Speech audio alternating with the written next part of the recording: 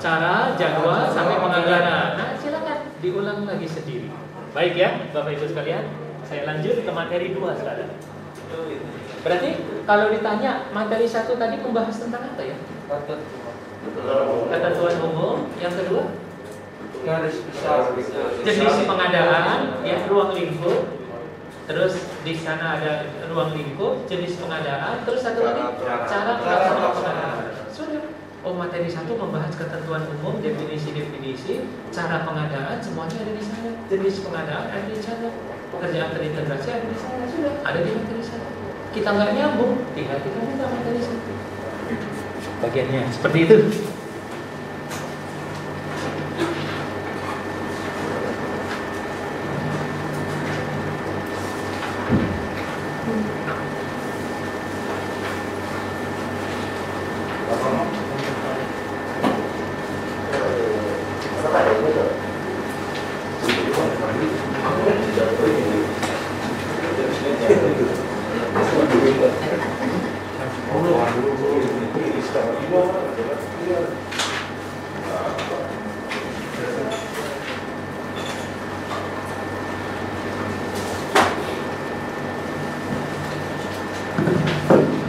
Kalau nggak salah dikasih soal-soal ya dari panitia ya. Iya. Nomor 1, 2 soal kita bahas.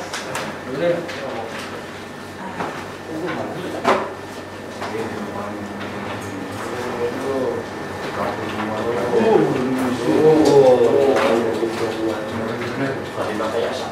Udah dijawab Pak ya? Belum Pak.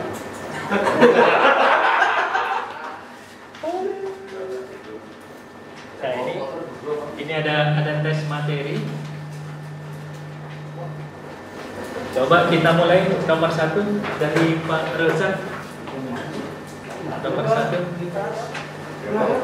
Pengadaan barang jasa yang sebagian atas harganya bersumber dari pinjaman dalam negeri dan atau hibah dalam negeri yang diterima oleh pemerintah dan atau pemerintah daerah merupakan pengadaan barang jasa yang masuk dalam pengecualian Perpres nomor 16 tahun 2018 sehingga tidak perlu mengikuti aturan tersebut.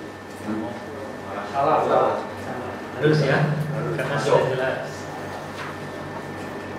Coba nomor 2. Pengadaan perencanaan pembangunan gedung pusat pendidikan dan pelatihan pengadaan barang jasa LKPP termasuk jenis pengadaan konstruksi pembangunan konstruksi Pak. Nah, Betul. Bapak Ibu hati-hati bacanya. Perencanaan pembangunan. Oh ini perencanaan pembangunan baru lagi Pak. Oke ya. Ada keywordnya ya, ada keywordnya. Nah, teman-teman jangan buru-buru. Kan di situ pembangunan yang kebaca cepet-cepet. Padahal yang ditanya perencanaannya. Oke, kita sudah tahu ya. Hati-hati. Di sini sering salah teman-teman sekalian. Kalimat perencanaannya suka nggak kebaca dulu. Oke, kalau nomor 3 Pak. PBJ dapat dilakukan secara terintegrasi dengan mengemas beberapa jenis pengadaan dalam satu paket pekerjaan yang menurut sifatnya merupakan satu kesatuan yang tidak bisa terpisahkan. Nah, fokus ke sini jenis pengadaan. Karena nanti ada menyatukan pengadaan yang sama, namanya konsolidasi. Pengadaan yang sama disatukan, namanya konsolidasi. Kalau ini jenis pengadaan yang berbeda kita satukan, namanya terintegrasi. Contoh yang konsolidasi bagaimana Pak? Konsolidasi contohnya di sini katakanlah satunya beda Pak ya. Ada pengadaan tapi satu KPA-nya. Mulai poludan. Satu KPA. Jadi poludan kayak di sini kan. KPA-nya korporat itu Pak. Oh, Kapor. oke. Ada 2, air sama udara. Oke, di sini ada pengadaan AC, ada pengadaan AC, ada pengadaan AC. Kalau masing-masing kan sama pengadaannya itu Pak. Di sini butuh 10, di sini butuh 10, di sini butuh 10. Kalau masing-masing mengadakan barangnya sama, berarti ada 3 kegiatan kan? Jadikan satu semua ada di saya. Nanti taruh di saya, taruh di saya, taruh di saya, anggarannya jadi 1. Tapi nanti setelah barangnya jadi, saya sebar. Beli 30 dengan beli 10 kan harganya beda. Nah, Tapi kalau itu memungkinkan ya Pak ya, kalau memungkinkan, kalau lebih efisien, oh bisa kok dijadikan satu.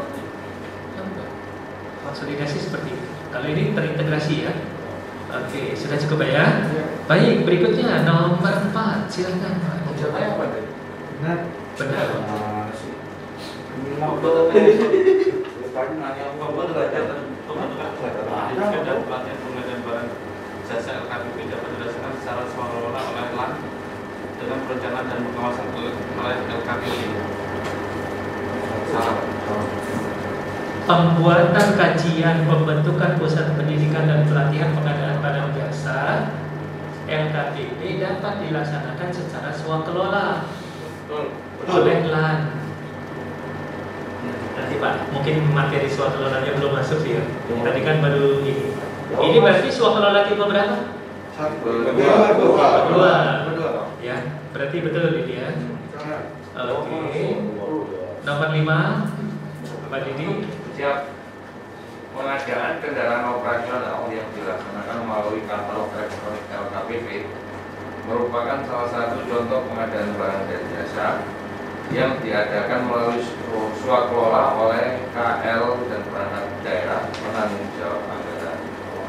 salah langsung Apa salah?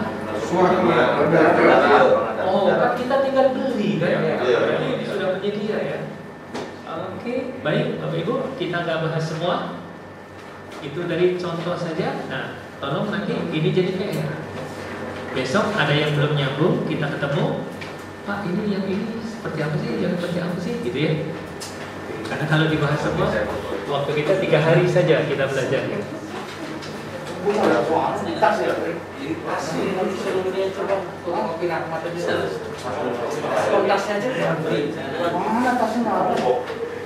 Kita masuk materi kedua. Bapak Ibu sekalian, berarti materi kedua membahas tentang apa nih dari judulnya? Tujuan, kebijakan, prinsip, dan etika. Lihat pasalnya bersambung. Tadi 1 sampai 3, sekarang 4. Berarti kalau kita, saya mau pakai perpres saja, nggak ada masalah. Pasalnya bersambung. Oke ya, saya ini kan. Memahami tujuan kebijakan. Memahami, Bapak Ibu, ingat tujuannya dari tadi dan nanti sampai materi 9, tujuannya memahami saja. Tujuannya memahami.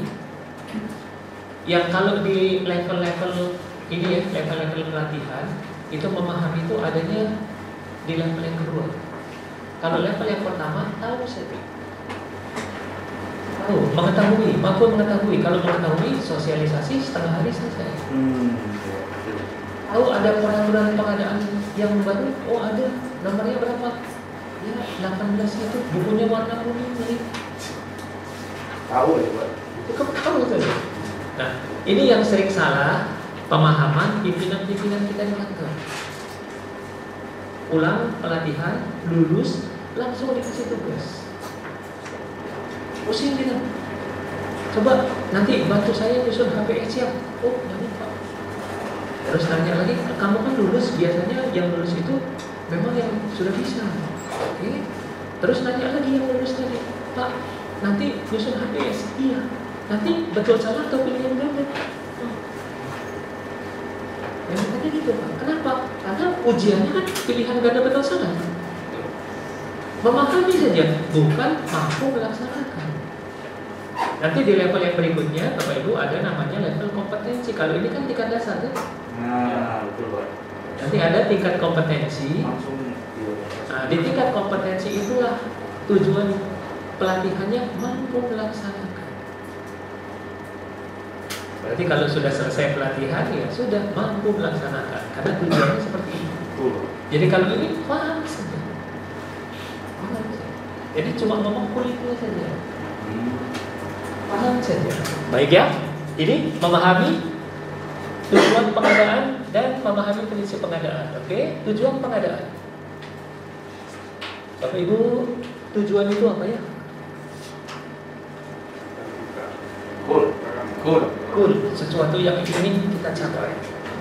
Oke, ada di mana? Ada di pasal 4 tujuan pengadaan. Sudah. Kemudian Kalau prinsip, Cara pedoman berpikir kita, ya, pedoman berpikir kita, pedoman bertindak kita. Prinsip pengadaan adanya di pasal 6.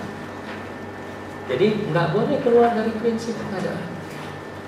Terus ada lagi kebijakan. Kebijakan apa?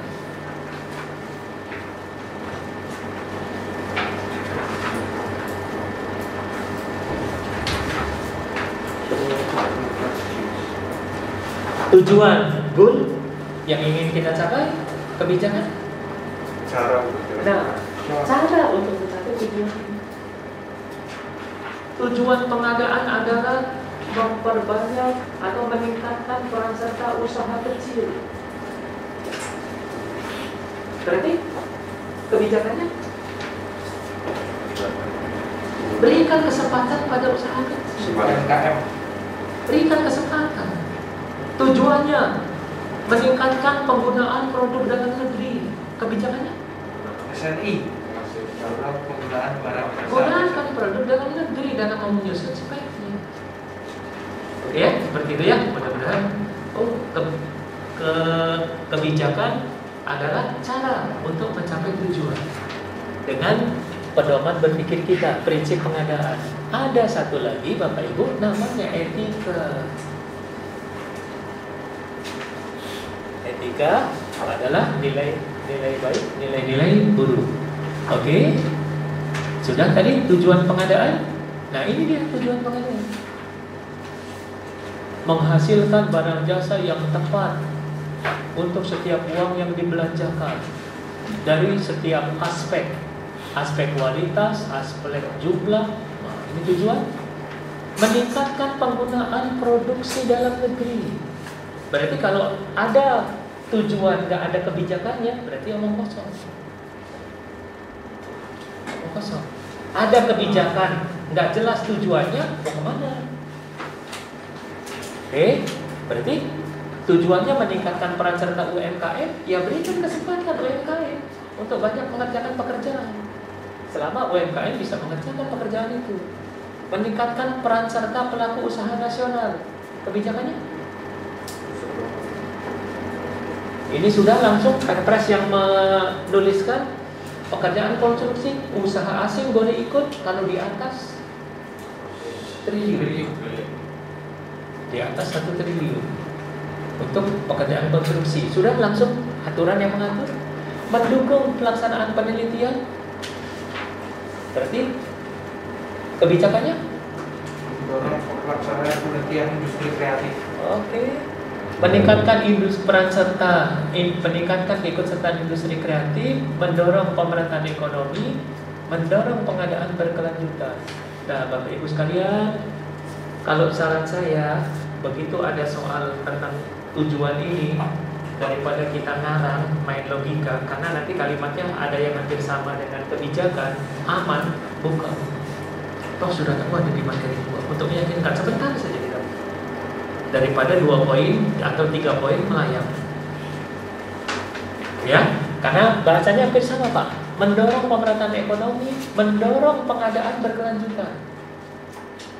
Caranya mendorong pengadaan berkelanjutan. Caranya laksanakan pengadaan berkelanjutan. Kesannya melaksanakan pengadaan berkelanjutan itu merupakan tujuan, kesannya. Sehingga kalau ada soal yang ini, kita jangan berisiko, buka saja. Toh sudah tahu alamatnya di mana. Kebijakan tadi cara mencapai tujuan, meningkatkan kualitas perencanaan.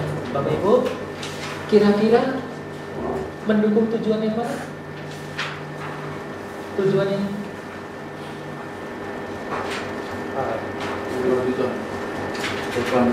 meningkatkan kualitas perencanaan. Tujuan yang pertama, ya, melaksanakan PBJ yang lebih transparan. Yang pertama lagi, memperkuat kelembagaan SDM. Yang pertama lagi, mengembangkan e-marketplace. Yang pertama lagi, Banyak sekali. Yang pertama itu. Baru di sini penggunaan teknologi ini juga yang pertama. 5 poin ini bisa dibilang yang pertama semua. Value for money itu. Baru mendorong penggunaan produk dalam negeri dan SNI, memberikan kesempatan UMKM, mendorong pelaksanaan penelitian, melaksanakan pengadaan berkelanjutan. Sering teman-teman kalau ini nomor 9 ini yang ditanyakan itu suka melaksanakan pengadaan berkelanjutan merupakan salah satu tujuan pengadaan.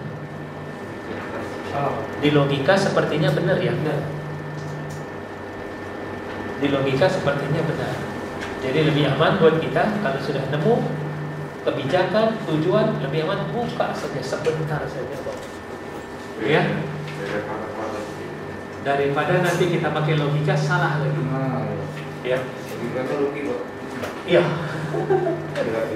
Nah, ini dia sudah dihubungkan seperti ini. Ini kemana, ini kemana, ini kemana. Ada ya slide ini? Baik, saya nggak bahas. Nah, kebijakan pengadaan meningkatkan kualitas perencanaan. Bapak Ibu, tadi ada diagram yang termasuk perencanaan pengadaan ada 5 katanya. Yang pertama, identifikasi kebutuhan. Berarti kalau di sini meningkatkan kualitas perencanaan ya sama dia. Apa yang akan ditingkatkan? Identifikasi kebutuhannya ditingkatkan sampai kualitas penganggaran. Berikutnya, melaksanakan PBJ yang lebih transparan antara lain SPSE, gunakan SPSE, sistem pengadaan secara elektronik.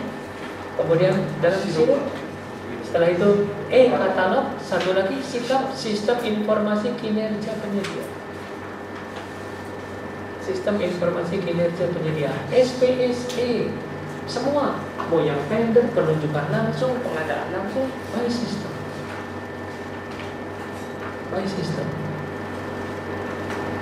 Yang sekarang suka teman-teman hanya yang apa? Oh, yang tender saja yang pakai SPSE. Ternyata enggak. Yang pengadaan langsung pun by system sekarang. Yang penunjukan langsung juga by system. Jadi nanti lewat sistem itulah kemudian dipilih penyedianya. Jadi nggak bisa kita ngundang iseng penyedianya. Penyedia yang dipilih yang mana? Yang sudah mendaftar di SIKA. Jadi kalau kita punya langganan penyedia yang sudah kita tahu, Pak, suruh dia masuk dalam SIKA. Datang ke LPSE, daftarkan 5 menit. Nanti kita ada pengadaannya di bawah 200. Kan pengadaan langsung. Kita gunakan sistem. Saat buka sistem, kita lihat penyedia tadi ada enggak. Kita ada, klik, langsung dia dapat undangan. Masukkan penawaran by sistem. Ini akan lebih transparan dan tenang. Karena sering sekali Bapak Ibu sekalian di kantor-kantor kita itu proses pengadaannya sudah beres, tapi kontraknya belum. Proses pemilihan penyediaannya belum ada, proses apanya belum ada. Tidak dibayar, baru kita ngarang tanggalnya kita buat mundur.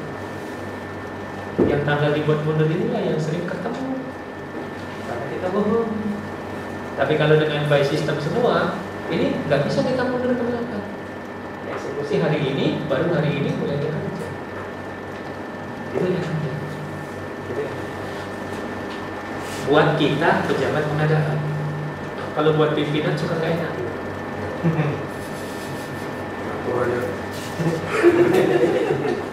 Baik ya. Ini ya. Karena kalau pimpinan tuh hari ini ada ide, hari ini juga harus terlaksana loh. Padahal semuanya harus ada proses gitu kan. Harus ada proses gitu. Baik. Berikutnya, apa yang diperkuat? UKVBC, bentuk struktural. Bapak Ibu. Kemudian SDM, adanya pengelola pengadaan. Nanti kita bahas pengelola itu siapa. SDM PBJ wajib memiliki sertifikat kompetensi. Ingat, kita baru tingkat dasar. Wajib punya sertifikat kompetensi. Sampai kapan? Nanti ada batasannya. Kalau yang sekarang ini nanti ujian baru tingkat dasar. tingkat dasar itu berlaku sampai Desember 2023 saja. Setelah 2023, maka wajib menggunakan sertifikat kompetensi. Untuk bisa kompetensi harus tingkat dasar dulu ditempuh. Berarti nggak sia-sia ya. Tinggal kita nanti di bidang mana kita lanjut atau enggak. Kalau lanjut berarti ikut di sertifikat kompetensinya. Seperti itu ya. Baik. Mengembangkan e-marketplace, yaitu lewat katalog elektronik. Nanti kita bahas lebih jauh. Toko daring, satu lagi pemilihan penyedia. E-marketplace. Kira-kira kalau diterjemahkan bebas apa ya? Elektronik. E-elektronik marketplace. Pasar transaksi ya. Berarti transaksi secara elektronik. Tempat transaksi secara elektronik. Di mana tempatnya? Katalog elektronik, nanti toko daring dengan pemilihan penyedia. Oke, itu dulu. Kemudian menggunakan teknologi informasi, menyelenggarakan fungsi LPS, meningkatkan efektivitas, baik. Kemudian mendorong penggunaan barang dalam negeri dan SNI. Maksimalkan selama produk dalam negeri ada. Kemudian mempertimbangkan tingkat komponen dalam negeri dan bobot banyak manfaat perusahaan BNP. Memberikan preferensi harga. Berikutnya, mendorong penggunaan barang dalam negeri dan SNI. Dalam pelaksanaan PBJ wajib, berarti nggak ada pilihan. Penggunaan hasil produk termasuk rancang bangun menggunakan produk dalam negeri jika terdapat peserta menawar tingkat komponen dalam negeri ditambah nilai bobot manfaat perusahaan paling rendah 40%.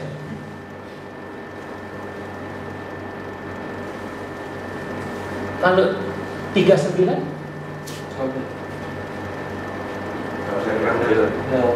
Kalau 40? Jadi fokus ke sini. Tingkat komponen dalam negeri ditambah BNP paling rendah 40, maka wajib pakai produk dalam negeri. Oke ya. Berarti kalau TKDN plus BNP di jumlah 39 nggak wajib pakai produk dalam negeri ya. Kalau 40 wajib 41 wajib. Tolong diingat. Karena kalau nemu soal suka berguna-guna. TKDN mana yang wajib menggunakan produk dalam negeri? Nanti ada TKDN plus BNP 39, 30, ada yang 45 segala macam, pokoknya paling rendah 40.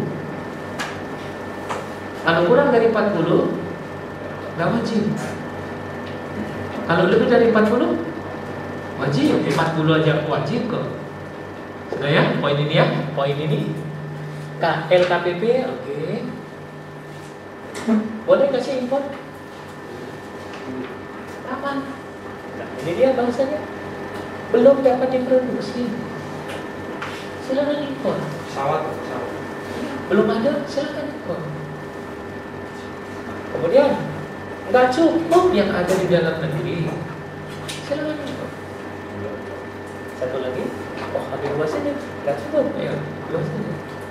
Kemudian preferensi harga, Bapak Ibu hati-hati dengan kalimat ini. Insentif bagi produk dalam negeri pada pemilihan penyedia berupa kelebihan harga yang dapat diterima. Jadi nanti saat tender ada komponen dalam negeri, ada komponen dalam negeri. Oh, yang ini 60%, yang ini komponen dalam negerinya 30%. Berarti kan kita harus yang komponen dalam negerinya tinggi kan? Sehingga nanti kalau komponen dalam negeri ini menawar katakanlah 1 miliar yang 60% tadi, yang komponen dalam negerinya 30% menawar 980 juta, ini nanti bisa peringkat pertamanya bisa yang 1 miliar, tapi hanya untuk perhitungan saja. hanya untuk perhitungan. Oke ya, coba deh kita lihat kapan digunakannya. PBJ paling sedikit di atas 1 miliar. Oh, berarti memang harus di atas 1 miliar. Preferensi harga diberikan. Preferensi harga diberikan, kemudian diberikan terhadap barang jasa yang memiliki tingkat komponen dalam negeri paling rendah 25%. Kalau 24%? Kalau 26%? Boleh. Berarti patokannya di sana. Oh, kalau 25% berarti memang iya, dalam negeri sudah ada, maka kita berikan preferensi harga. Kan umumnya kalau kita mengurutkan penawaran, yang paling murah kan di atas ya. Tapi kalau sudah memperhitungkan preferensi, boleh jadi yang paling murah tadi karena yang paling mahal tadi karena produk dalam negerinya tinggi, itu bisa urutan pertama. Nanti ada perhitungannya. Kemudian untuk barang jasa paling tinggi, nah kemudian untuk pekerjaan konstruksi paling tinggi 7,5%. Ini perhitungannya. Ini perhitungannya HEA, harga evaluasi akhir 1 dikurangi KP. KP itu tingkat komponen dalam negeri kali preferensi harga, kemudian dikalikan dengan HI. Ujian, Bapak Ibu, kita nggak boleh bawa kalkulator, kita nggak boleh bawa HI. Berarti kalau soal ini keluar paling juga 1 dan angkanya itu enak. Masukkan rumusnya, angkanya enak. Kalau Bapak Ibu senang menghitung, ya sudah, tinggal saja. Diam saja. Oh, kalau salah 1 dari 90 kan masih lulus juga.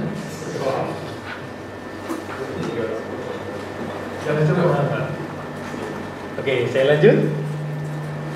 Kesempatan kepada UMKM menetapkan sebanyak-banyak paket untuk usaha kecil. Nilai paket pekerjaan paling banyak 2,5 miliar diperuntukkan bagi usaha kecil. Cantumkan produk usaha kecil dalam katalog elektronik. Satu lagi, penyedia non kecil wajib bekerja sama dengan usaha kecil. Kesempatan kepada UMKM menetapkan sebanyak-banyaknya paket untuk usaha kecil. Fokus ke sini, saya kasih contoh. Saya ada pengadaan ATK 10 miliar. Ada pengadaan ATK 10 miliar. Kan ATK usaha kecil bisa nggak ya? Oh bisa. Kalau itu saya harus menyediakan paket untuk usaha kecil. Tapi juga dan jangan membuat kita pusing. Akhirnya jadi nggak efisien. Ya, 10 miliar.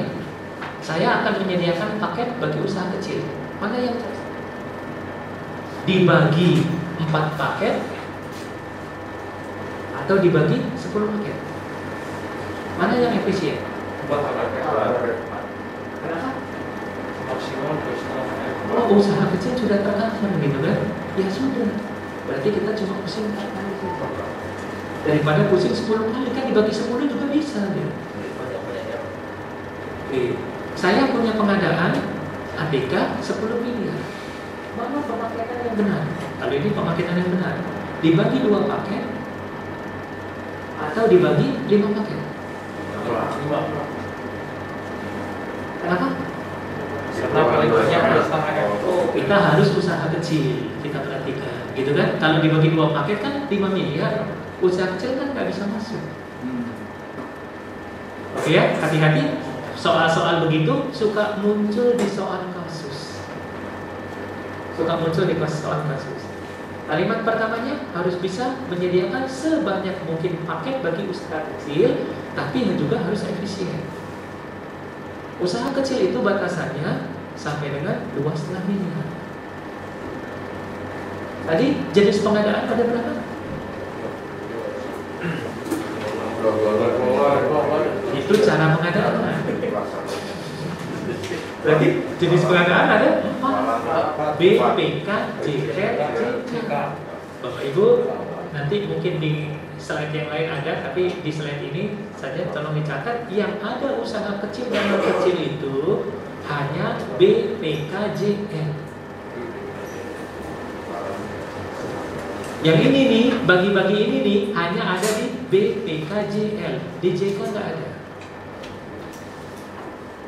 Jadi kalau nanti nemu soal jasa konstruksi nilainya 5 miliar harus dibagi 2 untuk usaha kecil, berarti salah.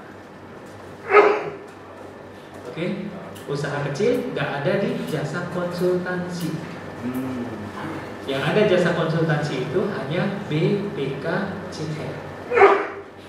Baik ya, saya lanjut. Usaha kecil ini dua, usaha mikro dengan usaha kecil sama dengan usaha mikro, usaha kecil. Inilah dia definisi usaha kecil. Kemudian pengertiannya apa? Tuh, balik lagi ke pasal 1. Usaha produktif orang perorangan dan atau badan usaha perorangan memenuhi kriteria. Nah, itu dia pasal 1 angka 45. Usaha mikro, usaha kecil, definisi lagi angka 46, pasal 1 angka 46. Sehingga saya mohon tadi tolong dibaca pasal 1, karena semuanya berawal dari pasal 1. Saya lanjut. Penelitian akan diatur tersendiri. Berarti penelitian nanti pelaksanaannya nggak pakai perpres ini.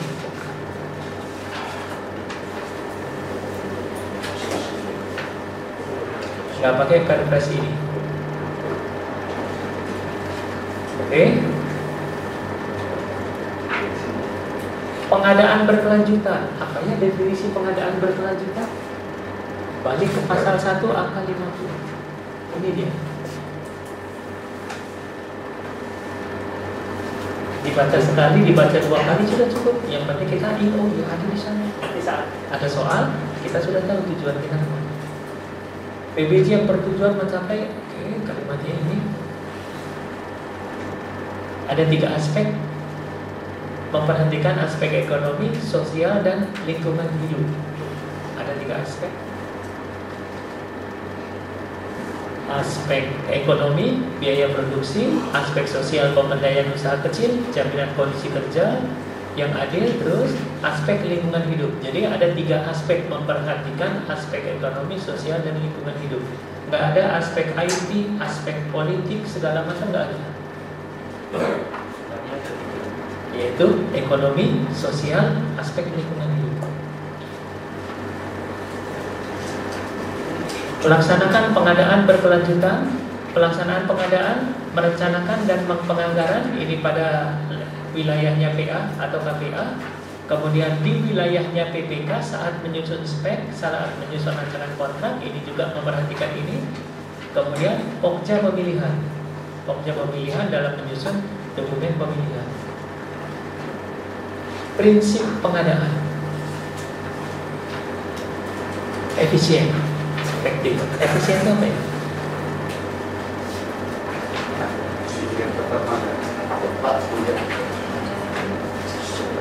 Kayaknya kalau tepat guna efektif ya. Oke, sudah tuh efektif kejawab tepat guna. Kebermanfaatan sesuai dengan yang diharapkan. Kalau efisien dengan ininya kalimat di perpresnya, dengan usaha, dengan dana dan sumber daya yang sedikit, kita dapat barang yang bagus. Efisien.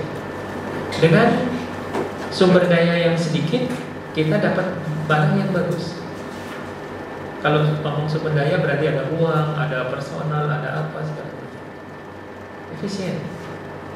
Baru efektif, bermanfaat enggak dia, sesuai enggak dengan kebutuhan, itu efektif.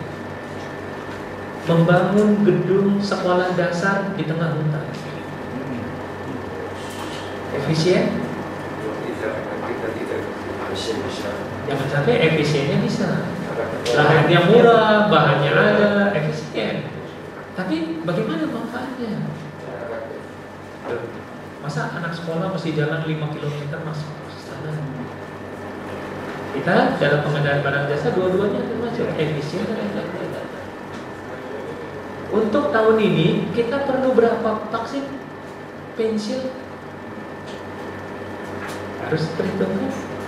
Kalau kemudian lebihnya banyak untuk tahun depan, oh berarti efisien memang pengadaannya murah segala macamnya, tapi kebermanfaatannya enggak. Kalau yang untuk tahun depan adakan saja tahun depan. Karena beberapa barang itu kan ada yang expire kan, ada yang expire. Jadi efisien, efektif. Kemudian transparan. Kalau transparan apa ya?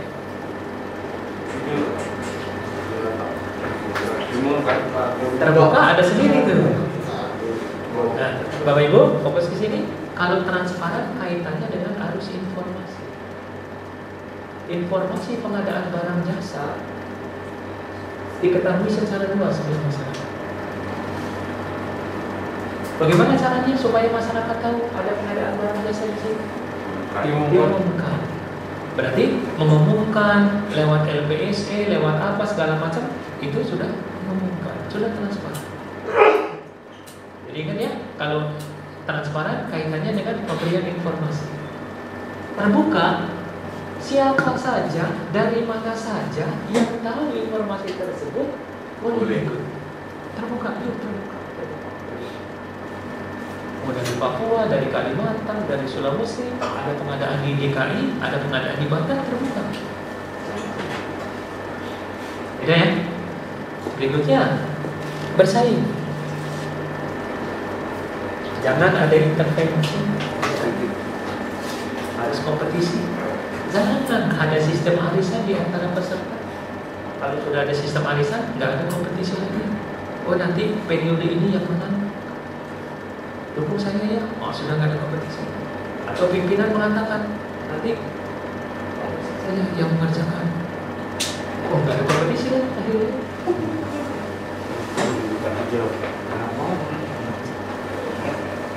Ya kan? Ini prinsip pengadaan. Pedoman berpikir kita. Oh, itu kan. Nanti arisan. Satu lagi, adil. Berikan perlakuan yang sama untuk semua. Berikan kesempatan menang untuk semua. Adil. Sampai-sampai di poin ini tuh kita jangan nyebut merek. Karena kalau nyebut merek kan nggak adil Pak. Nyebut merek Panasonic, Toshiba juga punya, Samsung juga punya produk yang sama. Jadi nggak adil. Sampai-sampai di poin ini kita nggak boleh nyebut merek. Kecuali nanti ya ada kondisi tertentu, 5 kondisi yang kita dibolehkan nyebut merek.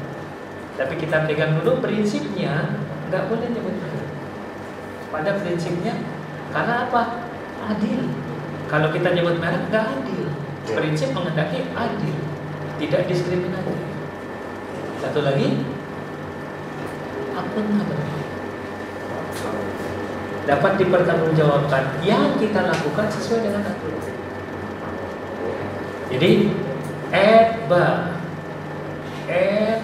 E-nya 2, T-nya 2, B, A-nya 2. EBA, B-A-A, E-nya 2, T-nya 2, B, A-nya 2. Oke ya. Pasal 6, etika pengadaan.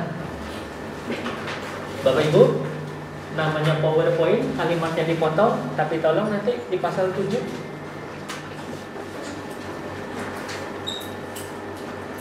tertib dan tanggung jawab, profesional, tidak saling mempengaruhi, menerima tanggung jawab, menghindari konflik, sampai 8. Di Perpres yang dulu ini juga sama. Hanya di Perpres yang sekarang konflik of interest itu didefinisikan. Bapak Ibu, saya direktur PT A, ikut tender. Anak saya direktur PT B, ikut tender paket yang sama. Konflik of interest Bisa kan? Bisa kan? Terus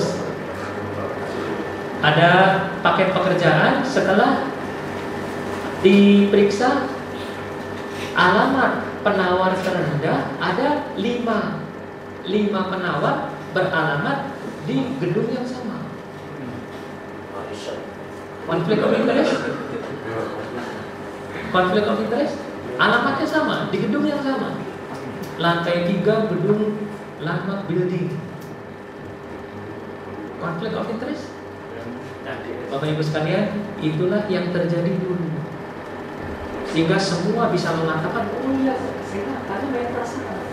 Masa sih anak sama bapak nggak mau? Masa sih suami sama istri nggak mau? Itu kan perasaan semua. Sehingga sekarang didetilkan. Kalau masuk di 6 poin ini, maka konflik of interest. Di luar itu, jadi jangan pakai logika-logika lagi, jangan pakai perasaan-perasaan.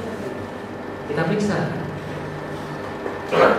Direksi, dewan komisaris, atau personil inti pada suatu badan usaha merangkap sebagai direksi, dewan komisaris, atau personil inti pada badan usaha yang lain yang mengikuti tender.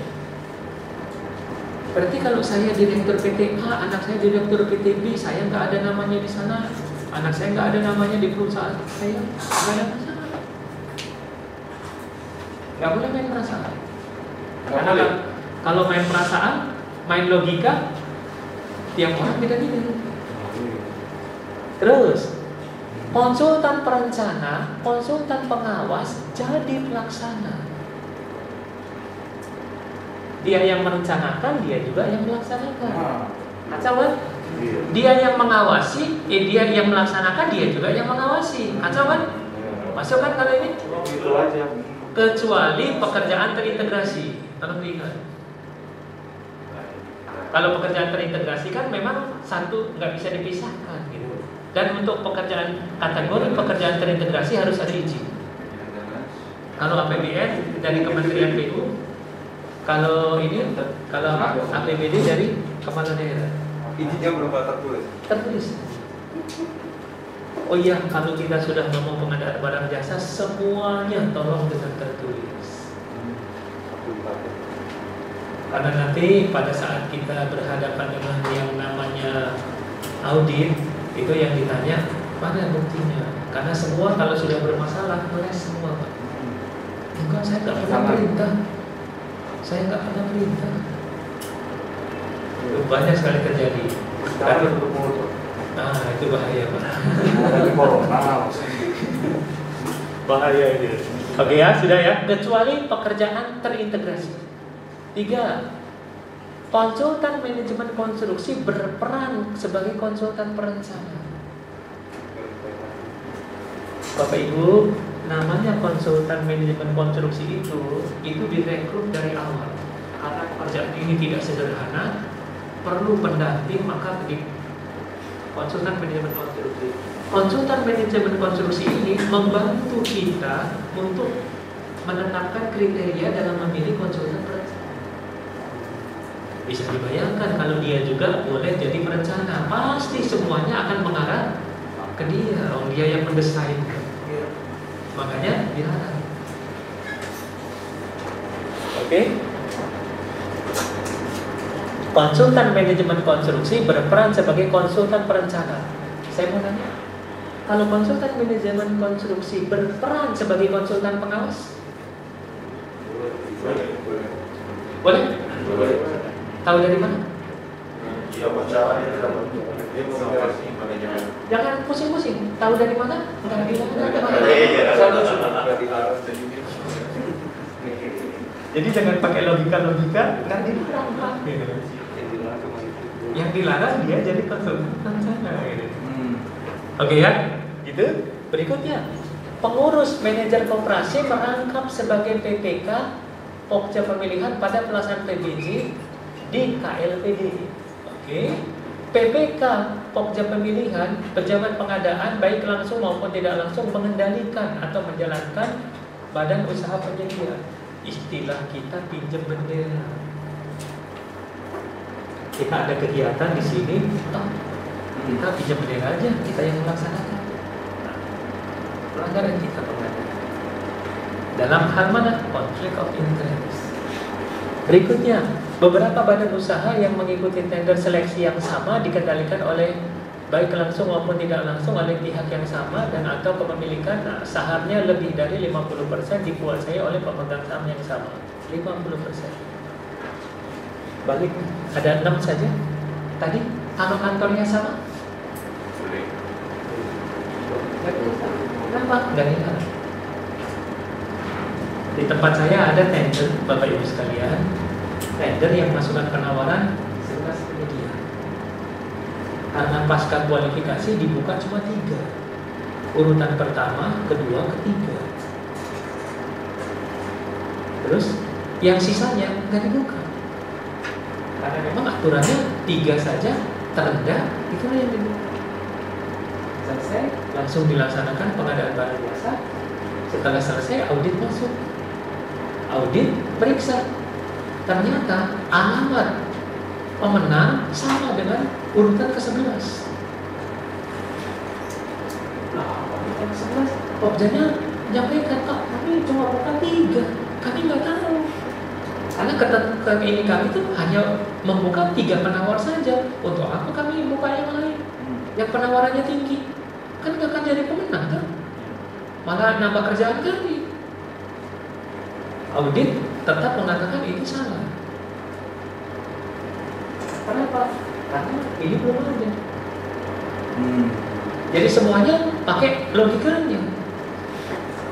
Kita, teman-teman, saya sarankan lapor ke LKPP.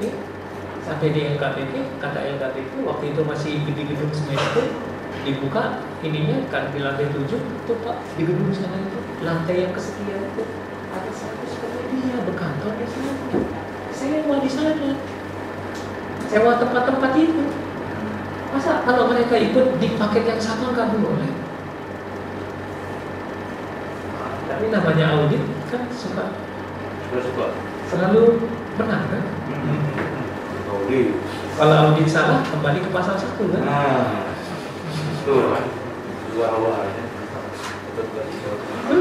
Sehingga dengan banyaknya pengaduan-pengaduan begitu di Perpres, akhirnya cantumkan kapan sih disebut conflict of interest? Hanya 6 poin. Oke ya, Bapak Ibu, nanti kalau ketemu dikatakan conflict of interest, Bapak Ibu periksa saja ke sini. Ada masuk, berarti conflict of interest. Nggak ada, berarti enggak. Baik, aman. Saya lanjut. Sudah ya, selesai. Ya.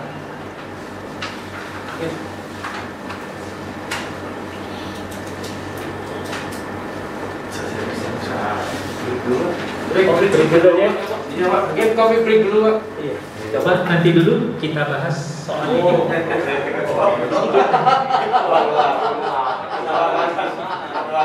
Sedikit saja.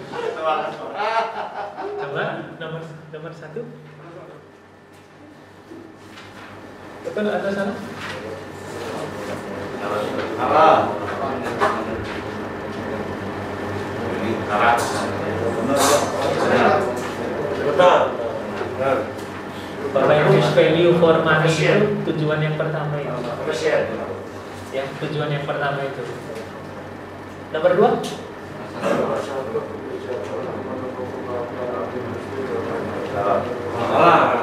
Minimal berapa? 25 ya. Kemudian nomor 3. Salah. Menengahnya enggak Pak, cuma mikro sama kecil aja.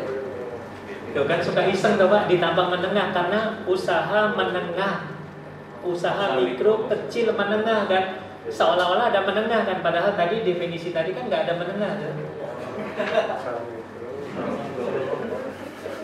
Kan tadi usaha kecil itu mikro Plus dengan kecil. plus kecil kan? Nah, kalau kita bahannya menggunakan logika usaha mikro, kecil, menengah, oh iya menengah masuk.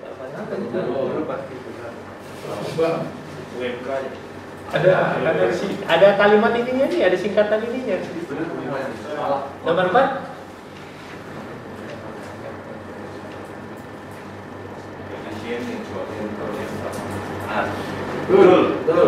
Kecuali pekerjaan yang memerlukan kompetensi teknis.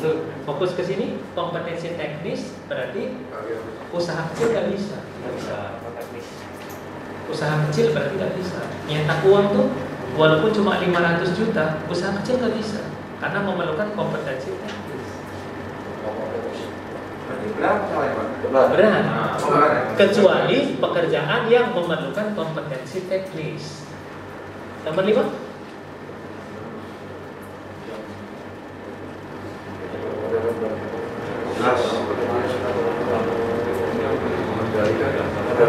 Tidak boleh. Tidak boleh ya. Oke. Open interest. Sebagai perencana dapat bertindak sebagai pelaksana. Salah? Kemudian nomor 2, salah satu etika pengadaan adalah menghindari mencegah pemborosan. Betul. Ingat ya, kalau kita pusing tinggal buka saja, oh etika ada nggak kalimat ini? Itu saja. Nomor 3.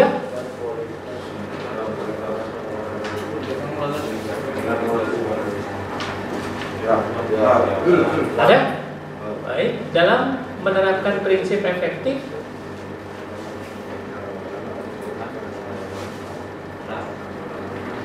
kalau efektif larinya ke manfaat. Nomor 5. Kompetisi. Nah ini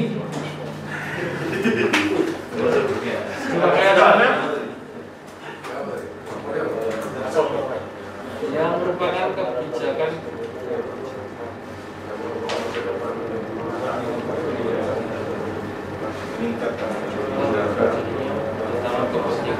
iya kan?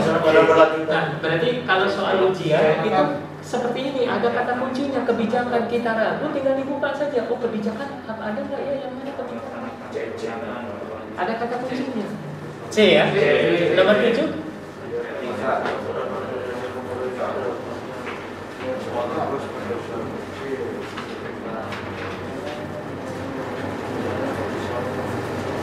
Cegah penyalahgunaan wewenang. B ya. Oke, kita istirahat dulu. Jadi soal ujian kayak begini ada kata-kata kunci. Ada kata kunci. Iya. Yang itu memudahkan kita untuk